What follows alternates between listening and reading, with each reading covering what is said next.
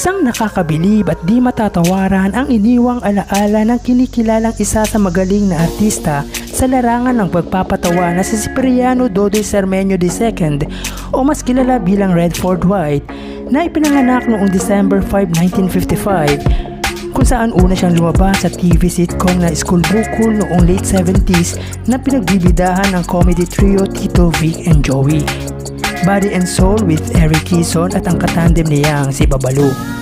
Siya ay namatay sa edad na 54 noong July 25, 2010 dahil sa sakit na brain cancer at komplikasyon sa baga.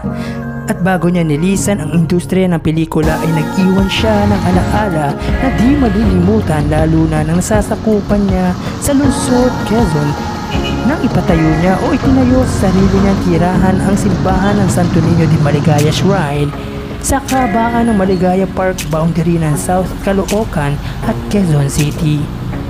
Ang simbahan ay mula sa ilalim ng pamamahala ng Roman Catholic Diocese of Novaliches, isang pagpupugay sa pamilya ni Redford White.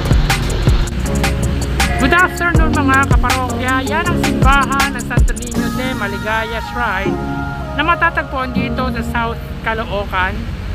At ang gawin dito ay ang papunta sa SM Fairview, at ang gawin pakaliwa ay ang papunta sa Bagong Silang at Camarin.